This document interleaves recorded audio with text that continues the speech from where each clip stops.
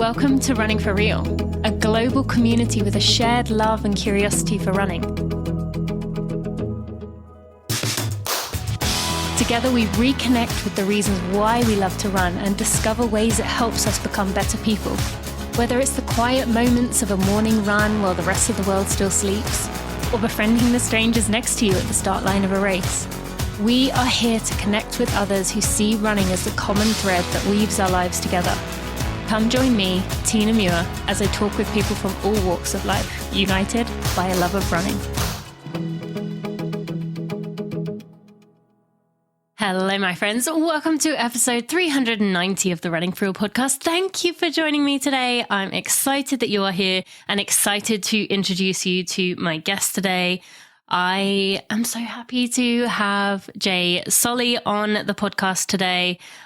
Jay is someone I recently came to know through a random chance encounter. You'll hear a little bit about that later.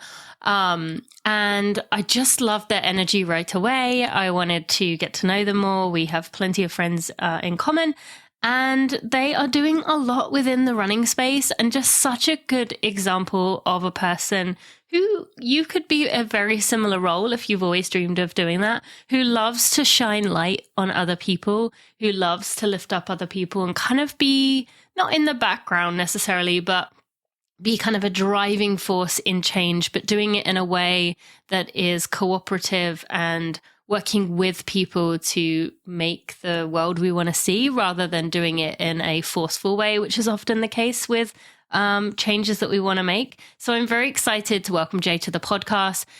Jay is the race director for the Pride Run coming in New York, which is happening on June 29th. It is fully sold out. There is a wait list you can join. But you're also going to learn a lot about that race today. Jay has been on the board for Front Runners New York for years, and just going to hear a bit about their story and how they got to the moment that they did. So I loved this conversation. I think you're really going to enjoy this conversation, and I encourage you to follow along with what Jay and Front Runners are up to in the future. And let's get to this conversation. Taking care of your health isn't always easy, but it should at least be simple. That's why for the last 5 years, I've been drinking AG1 every day. No exceptions, 1 scoop mixed in water once a day, every day, and it makes me feel good. I feel energized. I can take on the day knowing no matter what happens, no matter what my food intake looks like, I have taken care of myself. That's because each serving of AG1 delivers my daily dose of vitamins, minerals, pre- and probiotics, and more. It's a powerfully healthy habit that's also powerfully simple. I know with AG1, I'm getting this high-quality nutrition. Every batch goes through this rigorous testing process so you know it's safe. Their ingredients are sourced for absorption, potency, and nutrient density. If there's one product I had to recommend to elevate your health, it's AG1. And that's why I've partnered with them for so long. So if you want to take ownership of your health, start with AG1. Try AG1 and get a free 1-year supply of vitamin D3 and K2 and 5 free travel packs with your first purchase exclusively at drinkag1.com/Tina. That's drinkag1.com/Tina. Check it out. Jay, thank you so much for joining me on the Running for Real podcast. I am excited that you are here. I'm so excited to be here, Tina. Thank you so much for having me. Yeah, I'm happy to talk to you. And I also am just so thankful that we had that random chance encounter for like 2 minutes. CIM, that you and I somehow managed a friendship to come out of that. It was kind of beautiful. So thank you to Cal for that. I will never forget you jogging alongside me as we sprinted back to our car. It was like, we have to be friends. Yeah, it was, you were watching Scotty, right? I was. And I was just following some photographers around who were capturing content. And yeah, it was so random because there's so many people running from place to place, and somehow we had a few minutes, and then now you're here, and now I am realizing how many friends we have in common, and also how much of an amazing human being you are. And from what I'm learning, you are also the kind of person who doesn't maybe not get told that enough, but you like to shine light on others, which is such a beautiful thing. But also, I want today to be about shining light on you. So let's make sure we do that. Well, that's very sweet. But as I always say, it's a team effort. We can't do anything alone.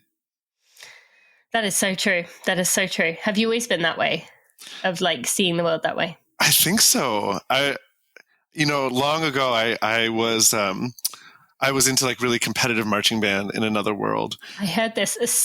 Was it called Gilbert told me this, but I don't remember the name. A Sisu or something. DCI, Drum Corps International. Okay. And it's like that kind of mentality where you all have to win, right? It's if one person does poorly, then everyone does poorly. And so you have to raise everyone up to the same level. I've kind of carried that through, I think, a lot of parts of my life. And how old were you when you took that up?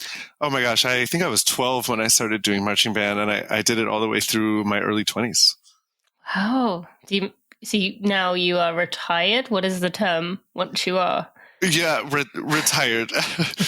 So retired. They retire you at like 22. They're like, oh, next, do something else. oh, this is like a cutthroat industry. You're too old for the. No, it wouldn't be a sport. What would be the word? Sport, yeah, you can call it. Let's call it a sport. Okay. So they retire you at 22 because you're too old. It's funny now. My running coach even is like, I can tell you carried a tuba around on your left side for so many years. Because you slanted one direction, or what? All my injuries are on my left side. Interesting, huh? Yeah, and they all that person chased it all the way up the chain to your shoulder? My knee, my feet, my hips. I'll forever blame a 35-pound tuba for that one. 35 pounds? Is that how much that weighs? Truly. And how long? I'm from England, so I don't know any. What I know of marching bands is what I've seen on the TV, on the movies, I should say. So how long do you carry one? How long are you holding that? Our longest rehearsal days, we'd rehearse 12 hours a day. And you'd hold it on your shoulder that whole time? Yeah. And you can't switch shoulders? No, that's the one thing you can't do. Huh. But I think it, made me a stronger person. I think about that when you flip it upside down? I can't do that either. I actually truly think about it when I'm running, like I'm going up a hill. Like I held a tuba for hours. I can keep running. Yeah. I mean, whatever motivates you, I guess, in the hard moments. Most people don't have that as their reason for tapping it out. I've done this. I've held a tuba for 12 hours. But I love that. And I love hearing that part of you, and that instilled in you that team player, do things for the community, we're all one kind of mindset. So then I want to get into some of your background in a minute, but just following that, when you came into the running space, did you find it a little strange in some ways that such a big focus of the running world was about me and my results? As in not me, but like the individual. That's interesting because when I first started really getting more into competitive running, it's right after I moved to New York, and I found the Front Runners New York, which is the largest queer running club in the world, over 1,200 members. And obviously there's such a huge racing community in New York, and the Front Runners really participate in this. So every time we race, yes, there's my personal result, but I'm tracking 25, 30, 40 different people, seeing if it was their PR, my friends, now my partner, it's funny, Tina, even when I crossed the finish line for my PR marathon, the first thing I did was how did Scotty do? How did Jake do? I called Jake. I was like, how'd you do? And they won the non-binary division in Chicago that day. And I was like, yes, this is amazing. It is a team sport. I really believe that. And you didn't get the vibe really at all because you immersed yourself in community immediately. Do you feel like you're able to buffer from that? It's just hard for me to wrap my brain around. Because I come from the opposite end. I always see through a vision of individual, and then I have to surround myself from community to buffer that out. I have my own, right. I have my own challenges, my own PRs that I want to hit. And I have an amazing support system to do that. But I think there's something special about running as a queer running group. There's something extra that happens when we all line up together. We're all wearing our singlet.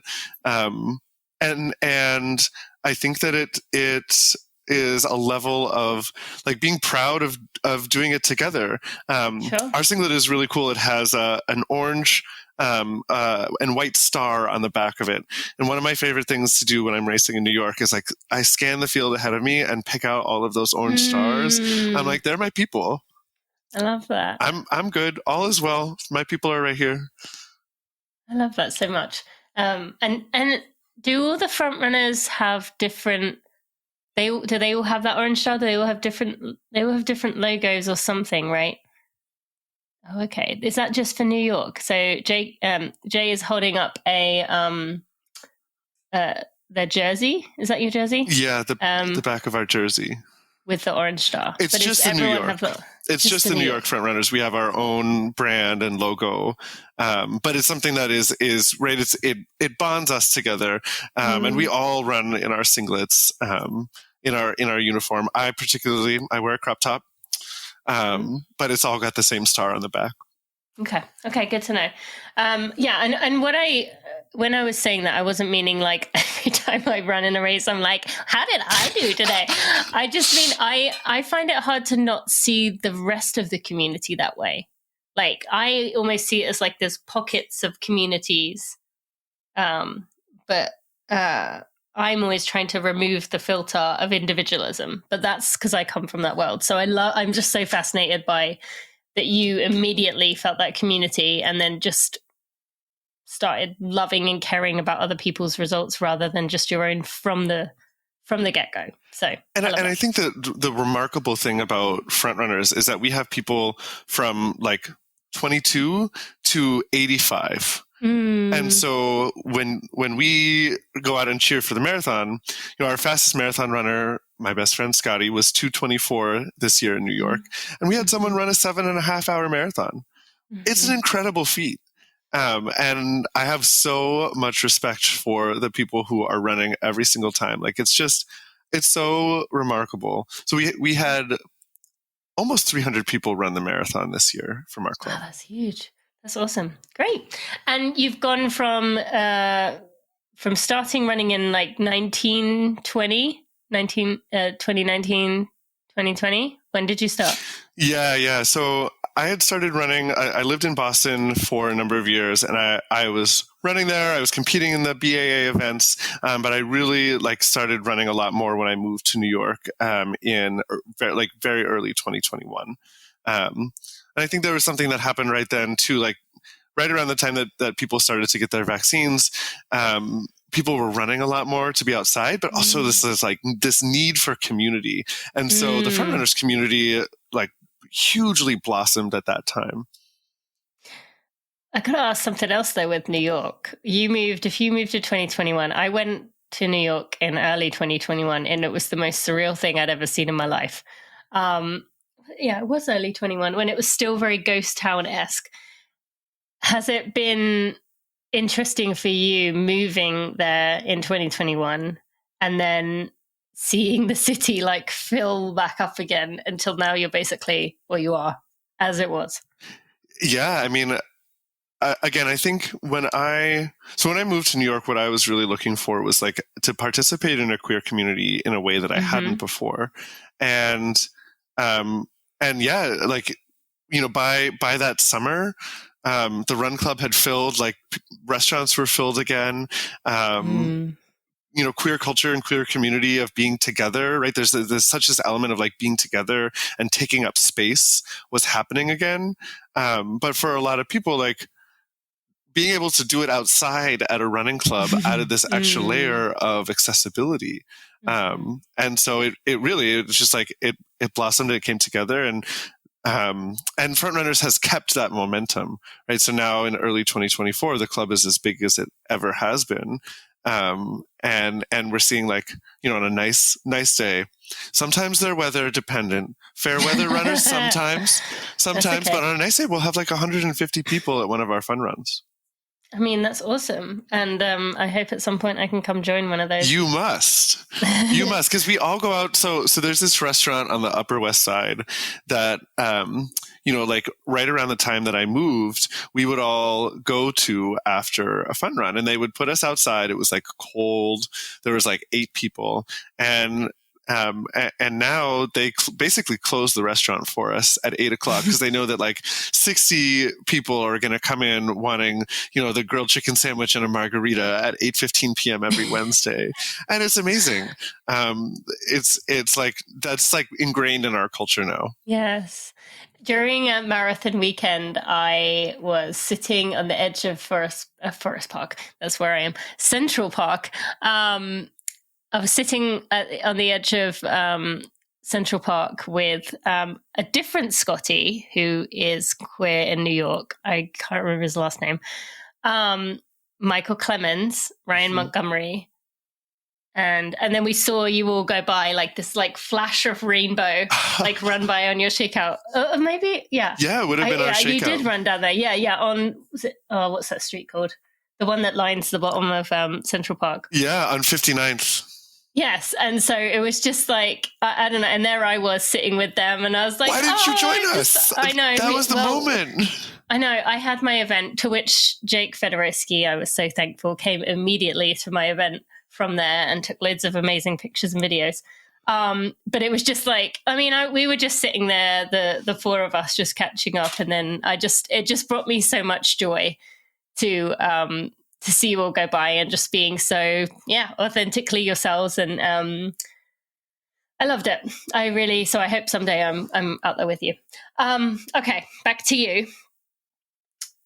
Running came into your life. You pretty quickly have climbed your way through front runners by now being the race director for the Pride Run, which is happening on June 29th this year. You also have been on the board of directors. Are you still on the board of directors? Or do you not get to do both things? I couldn't possibly do both things. I was on the board of directors for 2 years, which gave me a great opportunity to see how the club runs. And I was really honored to step into the race director position at the end of 2023. It's a pretty big jump excited. In 2 years. 2 years to go from pretty much making your major entrance into the running world to race director. Do you feel intimidated by that piece? Obviously, you have a very supportive community behind you, but does it feel intimidating to be doing something like that? No, I think this is par for the course for me, diving headfirst into something that I get really excited about. I mean, I have so much love for this community, right? It shaped me now to be my entire experience in New York. And so I will do anything I can to, 1, give back to that, and 2, make that reality something that's possible for the next people to come. Okay, so speaking of that, something that you are quite passionate about is speaking up to advocate for a non-binary category being added to every race. And I thought maybe we could talk about that just a little bit, or as long as we end up needing to maybe you could start by sharing. We have covered this before, and I'll encourage listeners to go back and listen to the episodes with Jake Fedorowski, with Nikki Hiltz, as 2 reference points where we go a lot deeper into some of the basics. But what does non-binary running, or what does being a non-binary runner mean to you?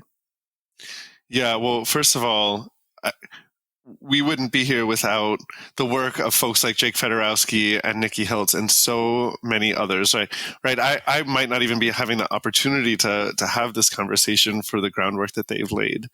When I started running and racing in New York, it was right around the time that they first introduced the non-binary category. And I actually had known that I was wanting to come out as non-binary. I wanted to start using they, them pronouns, but I had never felt comfortable doing it before. And there was something actually about there's something very safe about actually seeing the category materialized in this way, right? Seeing race results for people with an X next to their name. And I immediately knew that one, this was me, that I don't feel male. I don't feel female. Sometimes I feel, definitely feel neither. Sometimes I might even feel both. And this like complicated feeling, like it just never felt right for me, with my old name or with an M next to my name. And so, seeing the category out there and seeing the first couple folks like Zachary Harris and Jake Caswell, who actually now is my partner, being the first front runners to ever run in that category, like it had such a profound effect on me. Yeah. And once you said it, well, who was the person you said it to first? Or was it racing? I had started to become close with a couple front runners who are now some of my best friends. And I remember saying to them, like, I know that they them pronouns feel right for me. Can you help me start doing this? And I was definitely nervous, but there's something, there was something like really realistic, like tangible about the non-binary category that helped me place that for myself in a way that made it feel safe. And so then I ran my first race in the non-binary category at the 2022 RBC Brooklyn Half Marathon. And when I crossed the finish line, I just sobbed. I just completely broke down. Because it was it was like the experience that I had been waiting for so long that I didn't even know was possible. And I know that it's also something that, like, there aren't that many non-binary categories out there yet. And so, yeah, I will always remember that day. It's just so funny. There's someone from New York Roadrunners who caught me.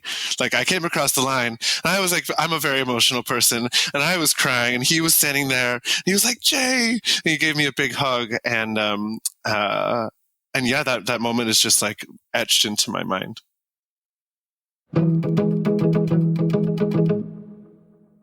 Thank you to HydroPack for sponsoring this episode of the Running For Real podcast and for just being a partner of mine in 2024.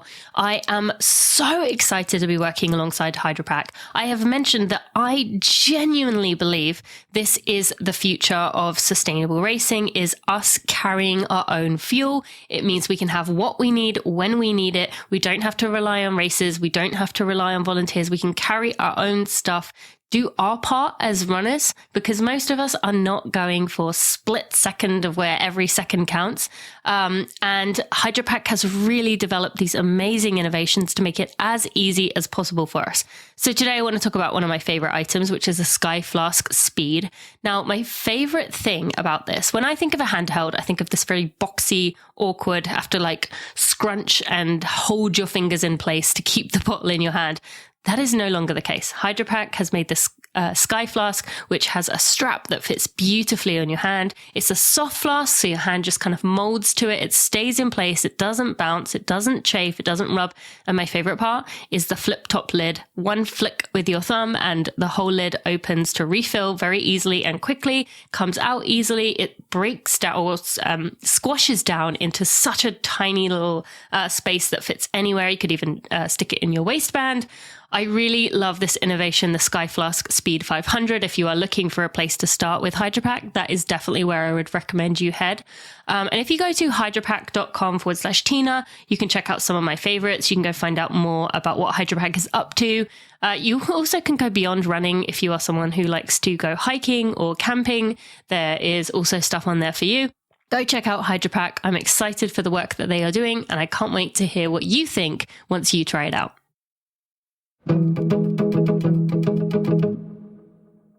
That is so special, and I'm glad that there was a Roadrunners person there to see the impact of what that meant to you. And I know that's one of the biggest things that you have you've contributed a lot to the development and the movement towards adding non-binary categories into every race. But within the New York running community, New York Road Runners is the place, is the organization, and you have been a very prominent figure in supporting them, but also doing it in a way that is beneficial for all and not gentle towards them, but like understanding of this massive tank that is New York Road Runners, and you can't just click your fingers and something changes. So what has that been like in terms of you want things to move along, you want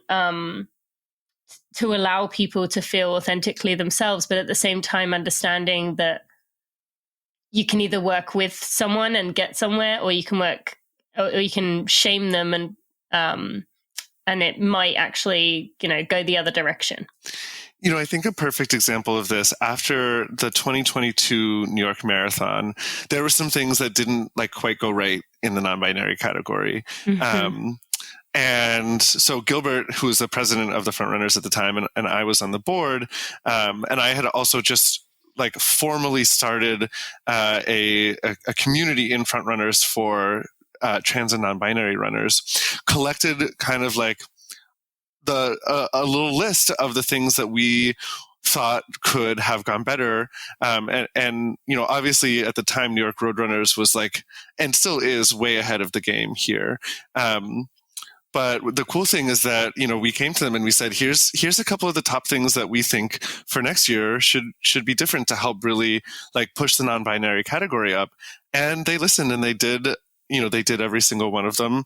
And there was, discussion about why or how, and they're not all easy things, right? It's like having non-gender bathrooms or gender neutral bathrooms in places where there might not be easy access to that.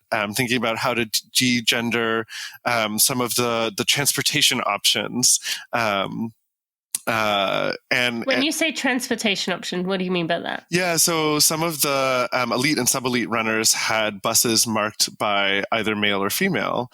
Oh. And so for the non-binary sub-elite runners, they were forced onto one of those buses, right? And so then for 2023, I know that they did it differently. And so that's one of those examples where it's there are so many things that go into making the non-binary category successful beyond what people could possibly see and imagine. And I think it really takes a team to be able to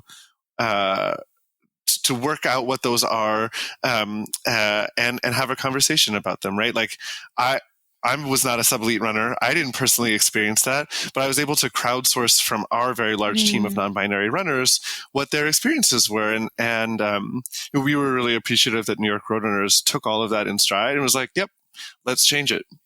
Yep, which is so important and such a good point to mention in every area, whatever for listeners might be a passion for you, something that you advocate for, speak up for, although hopefully this conversation is going to remind you to send an email out to your local race director and say, hey, when are you going to add a non-binary category? It's as simple as that in many situations, especially smaller races.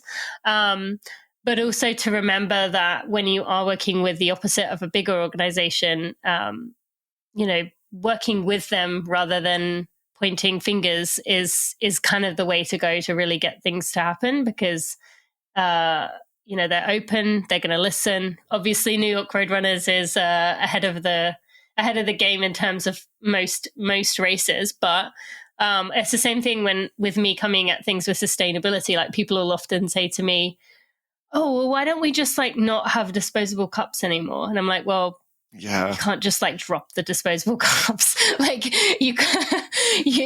need to have not everyone is going to be okay with just all of a sudden all the cups are gone, and then there's a safety risk, and then there's litigation on the line. You can't. These things don't necessarily work. You have to be prepared to work with them, and also have to be prepared to work in the way that they are able to do in that moment, even if they want to be doing more in the future. So, And one thing that like we've said about this, I say it in my like day job all the time. We don't need to let perfect be the enemy of good. There's so much good that can be done by having a non-binary category, by making some of these changes in the implementations like I was just talking about, by training staff to use they, them pronouns, right? Like, what an affirming place that this can be. And it's not going to be perfect.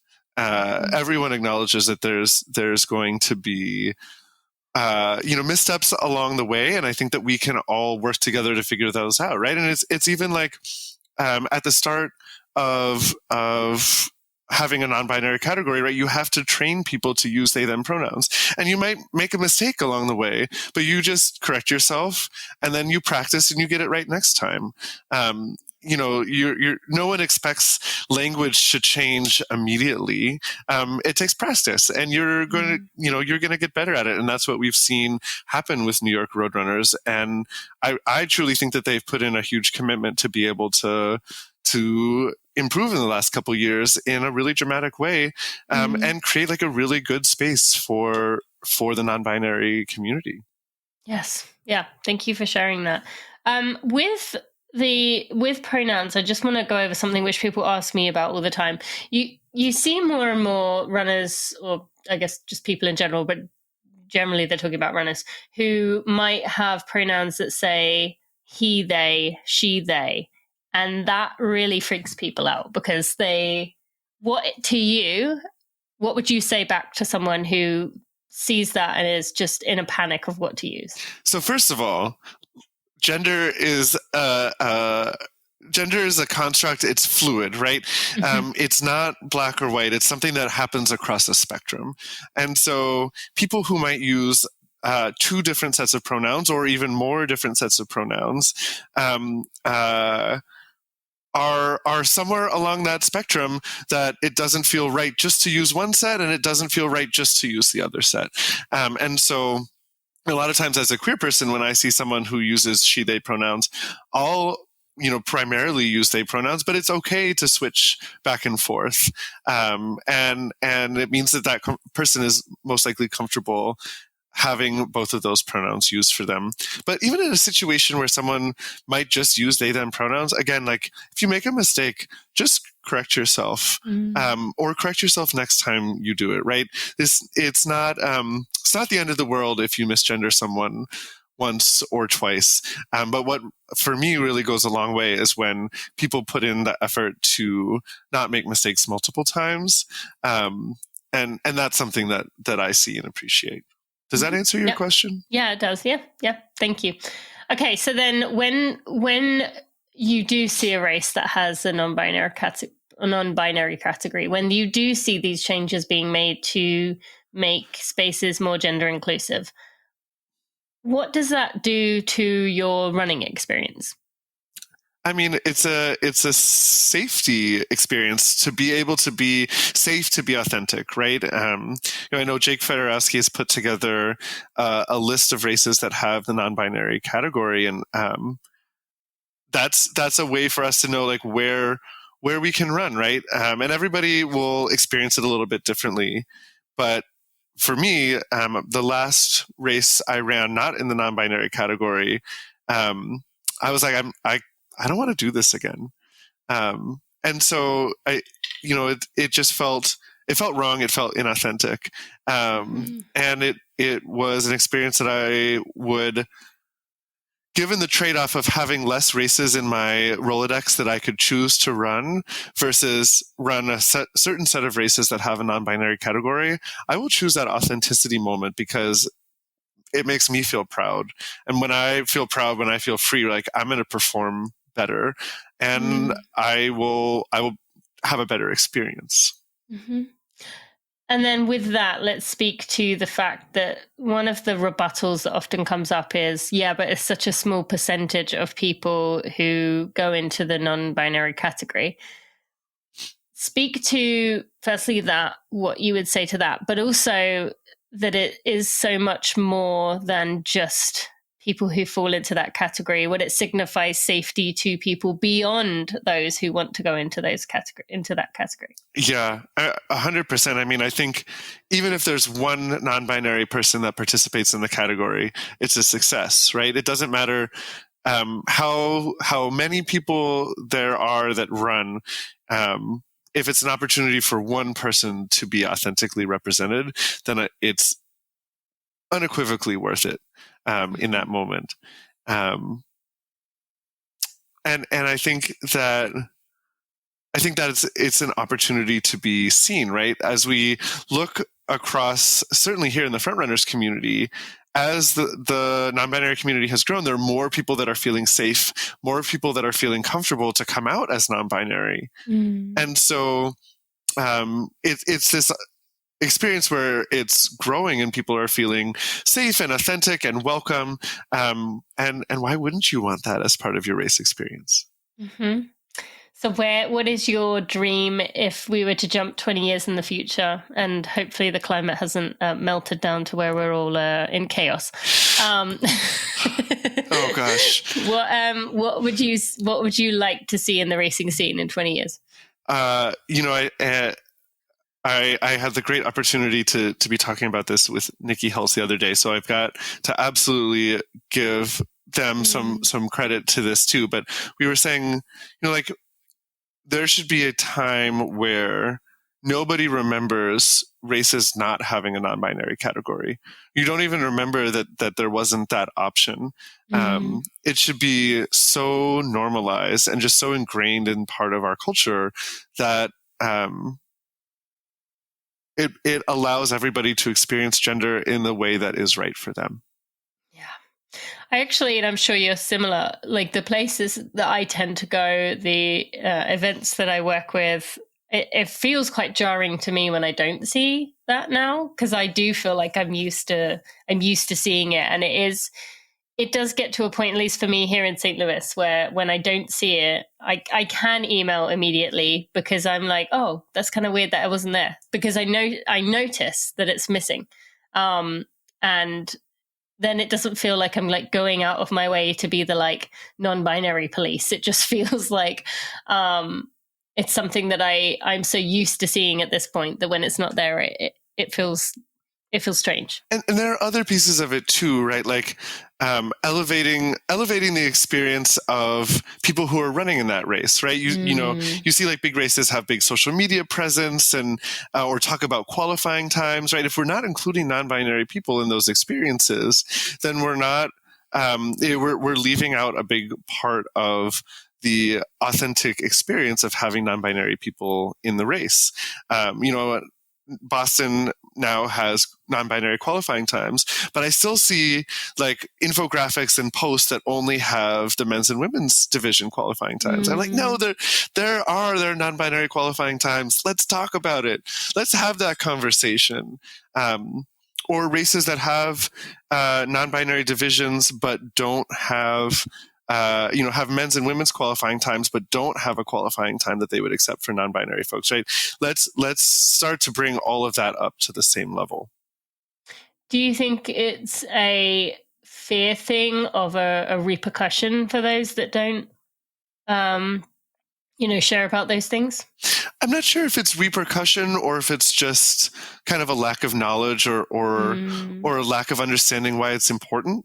I think that when you have the opportunity to actually like talk to someone who has run in the non-binary category and understand how important it is for them, it kind of makes it real, right? It's not just something that's a qualifying time on paper or, some people in a division, but to actually hear our story and to say like, this is why this is so important and it's going to make a difference for a really long time to come. That makes it real. It's tangible. Yeah. Is there anything else, I guess, that you would like to share with listeners who are probably people who are supportive? They agree changes should be made. They agree people should be, allowed to feel like they can be authentically themselves in races, but maybe haven't spoken up on it before. What would you say to to get them to do it in their local area? Yeah, I mean, I think that it's just it's a recognition that like non-binary people are real. We are here. We want to participate in your events and be recognized. And all things considered, it's there are a lot of pieces that go into it, but that the effort, the activation energy to get over that hump, to have it, is worth it to provide people this experience. And I think that running is starting to move in this direction. Right now, we're talking about athletic clothing lines that are starting to de-gender their clothing, right? So the company that Frontrunners works with, called Backline, removed gender from their clothing. I know REI is starting to do this, right? This is like where we're starting to trend. So sometimes I'm also like, get with the picture, step up to the plate, let's go. Do you find it jarring when you are in a different, like, because you live in New York, I know you, when you travel for work, you probably go to a lot of places that are maybe not quite New York level, but similar. Do you sometimes find yourself in a place that you're like, oh wow, yeah, New York is such a different world in some ways? Can I get real for a second? Yeah, of course. This is running for real. I mean, let's get real, right? Like, there is a privilege. First of all, there's a privilege that comes with living in a place like New York that is like very, there's a lot of queer people, right? There's another privilege that I have as a white person, right? But I do think that there's like an element of my own like physical safety that sometimes comes into play, right? Am I comfortable wearing the clothing that I feel most comfortable in? And even in New York, sometimes it's like, I was doing a panel over the summer and I was wearing a skirt and a blouse and heels, and someone in the audience was like, would you go on the subway like that? I was like, no, not alone. But I think that when I experienced it either in New York or in other places, like with my community, right? My amazing partner, who's also non-binary, my best friends who often travel with us for fun to places, then having that community is what makes me feel more comfortable to be authentic. And it just goes right back to having like a non-binary category at a race, right? If there's a non-binary category, whether or not there's any correlation, I'm going to feel more comfortable showing up wearing a crop top, my racing crop. And I think that that's something that I don't know. I think about this a lot. Yeah. I mean, as you should, because it's a part of you and it's something important to you, and you've seen the power of when it's there and it makes you feel welcome. So yeah, I'm not surprised to hear that. So then let's talk about Jake for a minute. Your partner, Jake Haswell, has, I love that, your physical reaction in a beautiful way when I just said Jake's name, has done very well within the running space, has, you've been very much like a power couple in many ways of showing the importance of supporting one another, being able to, as you said from the very beginning when you came into the running space, looking up how others did, but particularly, seeing that person who means so much to you being at the forefront of representing these changes. So let's talk about that, like what it's like to be a partner of someone who is in many ways at the forefront of this change.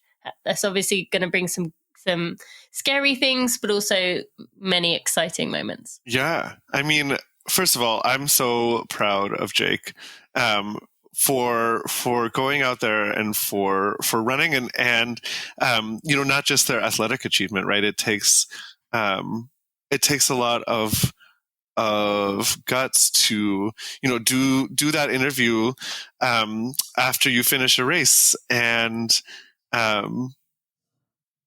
to kind of be a first in this space. And so I think Jake has handled it with grace. And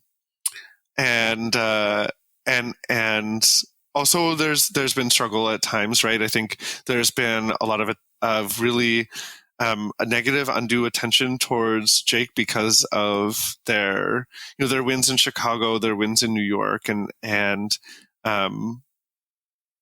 I think that that's also scary, right? So, we're preparing to go to Boston, we're preparing to go to London, and I'm like so excited to do it together, but I'm also thinking about like what environment is going to be there. Are people going to be supportive? Is there going to be, something that is going to have an experience that makes us like uncomfortable? But at the end of the day, like, we're always so supportive of each other. At the Pride Run last year, so this is the first and only time that I will ever beat Jake in a race. I don't know what happened. The stars aligned, and right, I wasn't the director of the Pride Run yet, so I was racing, and I passed Jake, and I was like, "Oh my God, what? Like, are you okay? What's happening?" Jake was like, "I'm having a cramp. Just go." And leave me here, literally, and so maybe the only time that I'll break tape at a race, and that's great. And having Jake come right through after me and just turn around and give me the biggest hug. Like at the Pride Run, front runners all around us, like that's just such a special experience. I'm so lucky that I get to experience that.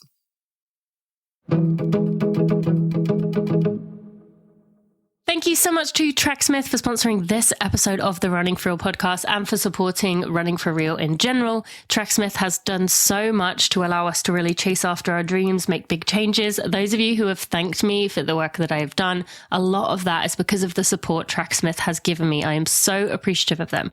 And beyond supporting me, they also want to support you. Have you heard about Tracksmith's PR bonus? I could tell you today about the Brighton-based long sleeve that is my favorite, the Session Speed shorts, the Lane 5 shorts. I could tell you about any of those things, how they're long-lasting, they're durable, they are beautifully made, comfortable. I literally couldn't pick a single thing wrong with any of them, but I want to talk to you about this PR bonus. So Tracksmith believes that chasing a personal best is both core to the amateur spirit and what makes it meaningful. And yes, pros have their efforts rewarded, acknowledged. The focus is very much on them. But they want to change that. If you, and I'm talking to you listening to this right now, if you set a PR or a PB between January 1st and April 30th in any standard distance run or track and field, from the 100 to the marathon, the triple jump, the shot put, anything else, you can earn a $100 credit towards your next Tracksmith purchase. $100 credit. So I encourage you, if you are feeling like you want to chase down a goal, you can submit your PR. They'll give you a $100 credit to go get yourself something from Tracksmith. Has to be done in 2024. And you can only use it once. But I definitely encourage you to go check it out. You can go to tracksmith.com/Tina. You will see a heading there that says PR bonus where you can learn about that. Also check out the other amazing items that they have to offer. As I said, these are long-lasting, durable items, and that's that is the number one thing you can do as a consumer is buy quality, long-lasting items when you need to purchase something and use it for a long time. You will be able to do that with Tracksmith. Thank you to Tracksmith for sponsoring Running for Real, for supporting me. And go to tracksmith.com/Tina. See, there's a funny little dark voice in my head that just said, I know this is not true. That was like, you were like, I won the thing, I must go higher. Like, now I'm a race director. No, I know that's not true. Oh my gosh. Well, that's how I make sure I don't win next year, since I don't think I'll be running the race, but I'll be cheering and supporting and organizing.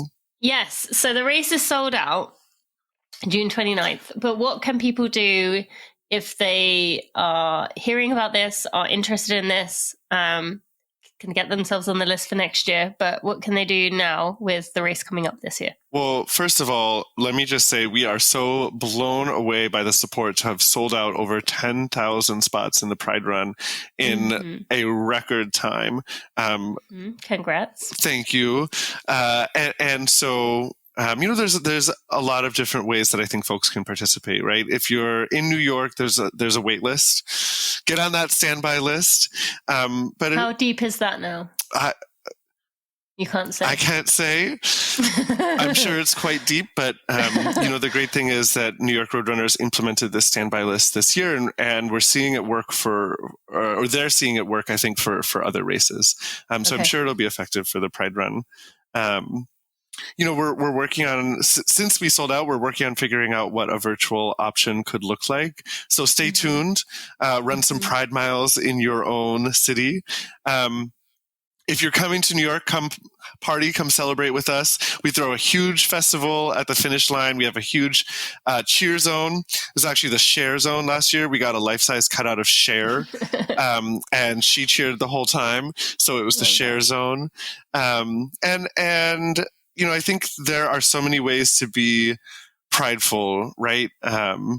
If there's a Pride Run in your own community, go participate. If there's not, get out during June or anytime whenever Pride is. I know it's different places, different times in different places, and find a way to support the community. Maybe I can kind of preempt what another question is, but I think something that's really special about the Pride Run is that it's actually a charity Pride Run.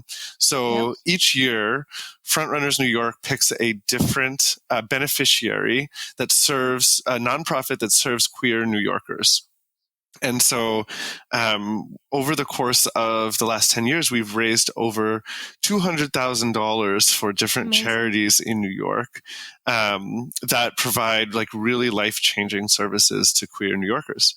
Our beneficiary this year is the Audre Lorde Project, which is doing just unbelievable community organizing in New York for LGBTQIA plus queer New Yorkers of color. And so we are so proud to be supporting them, and all of the proceeds from the race will be donated to ALP. That's amazing. And thank you for all the work that goes into that, because that's a lot. And on top of, you have a pretty amazing job. So let's go into that for a second, just so you can share a little bit about it, and then we'll come back to the Pride Run to wrap here. So tell us your quote unquote day job. So in my day job, I lead a program called the Global Parkinson's Genetics Program. I work at the Michael J. Fox Foundation for Parkinson's Disease. And so this is a program that is looking to really redefine our understanding of the genetic biology of Parkinson's disease, knowing that it has been traditionally studied really in only people of European ancestry. So we have set out across the world in over 60 countries now to get a better understanding of the biological makeup of Parkinson's disease. It's really exciting. It's a lot of work, but we think that it will lead towards better therapies and hopefully a better chance at a cure. And how did you end up down this path of working at somewhere like the Michael J. Fox Foundation? Like, have you always been someone who's had this high level of empathy, and so you were always kind of destined to be at somewhere like this, or what led you to that? You're going to make me blush because I don't know if I could admit to that, Tina. I think that's probably true. Before the Fox Foundation, I worked at a cancer hospital in Boston, and so I've always worked in nonprofit health work, and it's just something that I'm incredibly passionate about. So, the opportunity to dive into some like a real challenge like this, like Parkinson's disease, it energizes me.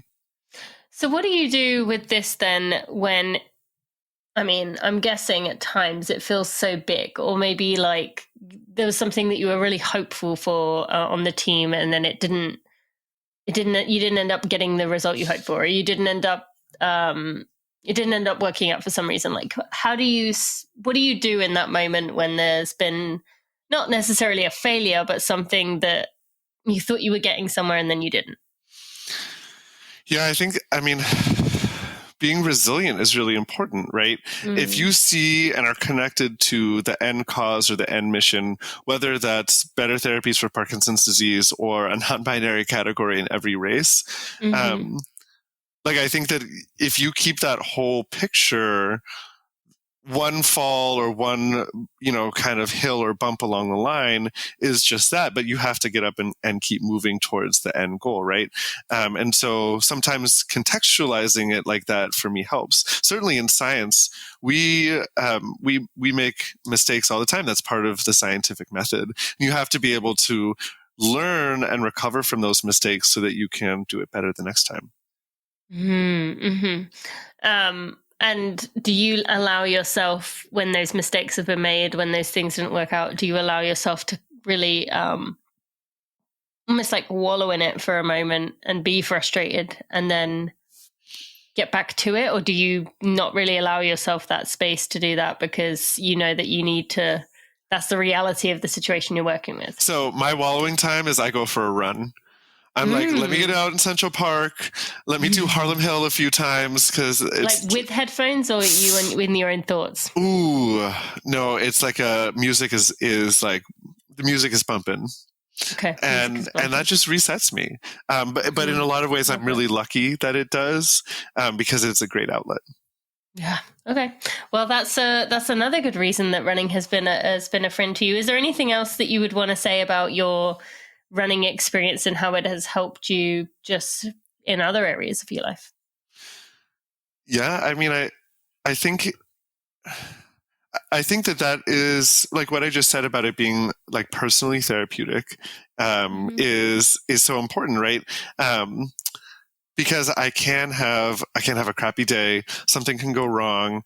Whatever. I'm going to get out there and go for a run, and it's going to make me feel better. Like Jake and all my friends know this right now because I'm kind of like struggling with a little bit of an injury. I'm like, I'm going to run through it. And my PT and my coach are like, no, please, please do something else. I'm like, no, but I have to run. So I'll be back in no time. I'm working on getting swimming to that point where it's therapeutic too. But running really is just, it is that authentic activity. Like you can get that runner's high. You can feel that joy. I personally prefer it when I'm running with other people. Whether it's Jake or Scotty, who we mentioned, although, since he's running Olympic trial times, usually we don't get to run together. Yeah. Scotty saves that for like super easy days. Yes, I'm like doing my speed workout and he's doing his like complete recovery. Yeah, I could see that. So what is the injury you're working through right now? I'm having an issue in the post-tib tendon in my foot, but I have an amazing PT, gonna get through it. The plan is to still line up in Boston, and as a great front runner who's no longer with us always would say, it's a party race. It's not a PR race, it's a party race. Yes, for sure. That it is. So we got the Pride Run coming. People can keep their eyes peeled for a virtual option. They can go out and support. One last thing I meant to ask earlier with that, you said about supporting the community. Would you say, for someone who's never really done anything during Pride Month or, when their city celebrates Pride, would you say the best thing for them to do is to go watch the parade or go to the festival or whatever the option is? Or is it what would you suggest instead, if that's kind of where they were leaning towards, if that's their way to support? Or a run, that's the other option we've already mentioned. So let me just say that Pride is year round. And it's not just in June. We have our big festivities and celebration in June. But queer people exist 12 months a year, I like to say. And so, there's so many opportunities to be involved, whether it is, maybe finding or even starting a chapter of a queer running club like Front Runners in your city, or volunteering or helping to give back, right?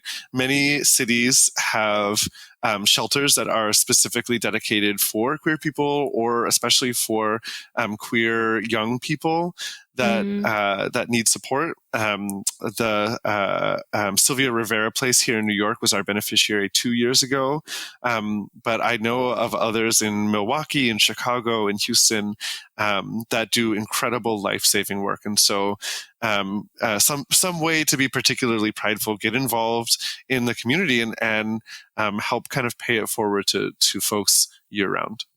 Thank you for sharing that. Thank you. And I want to, I think I'll leave it there. I'll save that for another episode. Anything else you want to add, Jay, in terms of your story, something you want to share with the community that we haven't talked about as part of your journey? I think that the support that I get from, we talked about my partners, but the support that I get from my friends in front runners, Scotty in specific, but there's so many that I could name, right? I moved to New York knowing no one. And I met all of my friends, my best friends and my partner in front runners. And it's so, in so many ways, it's more than a running club, right? It's a community. We have 484 front runners signed up for the Pride Run. And there's no like way to express the joy and like proudness I have for that stat. Just because it does feel like the community is so much larger, right? We're going to go out, we're going to run 4 miles. We're going to run our colors proudly. And can I share a story actually? Go for it. Yeah. So absolutely. In 2022, we had like 30 or 40 front runners go down to the Cherry Blossom 10 miler in Washington, D.C. And Gilbert and Jake and I were out going for a walk, sightseeing around the White House. And someone threw a full thing of Chipotle at us. I was like, if I had chips, I could have eaten like off of my shoulder, like nachos. Wow. And it was very clear that they did it because we were queer. Like Gilbert had a rainbow bag, like, I have big earrings, was wearing something rainbow or front runners, I'm sure. And so kind of in that moment of shock, we like texted our like group of front runners who was down there, and like everyone was like dismayed, obviously, but it was like the only thing that we could think of doing is going out and running proudly the next day as like our authentic selves, wearing our front runners gear with our pride flags and running the race, because that's what we do. We go out and we run our colors proudly. We're resilient, like I talked about before. Like it's a little bump on that hill and it's scary, but we conquered it together, I think is the point that I'm trying to make. And that's like that like community moment where I'm like, this is so special. This is so unique. Yes. Thank you for sharing that. And I'm sorry that happened, obviously, but you were right that's a good example of where you could have taken that moment and been like, allowed it to let you dull your shine, but you didn't. You chose to let yourself sparkle even more, which I love. Thank you for sharing that. Yeah. I appreciate all that you have done. We are just beginning our friendship, and I can't wait to see the many circumstances where we're with various people and then we are like, oh, hi, just in the same place. So I am just thankful for you, for the support that you have given to people that I love within the community, who I'm learning to love in the community, as I get to know them more and more. And just keep up the amazing work, both in your passion area and the work that you're doing at the Michael J. Fox Foundation. Both just beautiful examples of being a good human being. So thank you. It's such a joy, Tina. Thank you so much for having me, for starting and allowing this little friendship to blossom. Counting down the days until we get to hang out in New York in a couple of weeks, and thank you for bringing to light like the stories of queer people and at the intersection of all we do at running. I think it's so important. Progress is made each day when these things happen. So true. Appreciate you. Before we go any further, I just want to give a quick shout out to the Running for Real team. Without them, I would not be able to do barely anything compared to what I'm able to do today. They are behind the scenes. They are there for me. I am just so appreciative of them.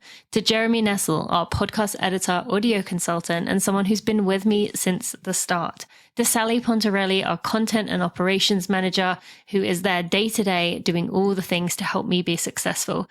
To Kelsey Wang, our head of design, and Louise Murphy, our associate designer. And finally, to Sandy Gutierrez, our photographer and content strategist. I am appreciative of all of you and wouldn't be able to do what I do without you.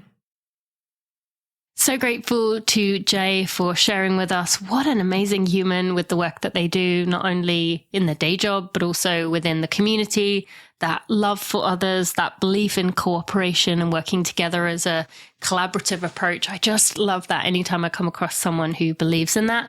I really enjoyed that conversation. I hope you go find Jay online. Also can find frontrunners, support them. If you live in New York, be sure to go cheer for the Pride Run on June 29th.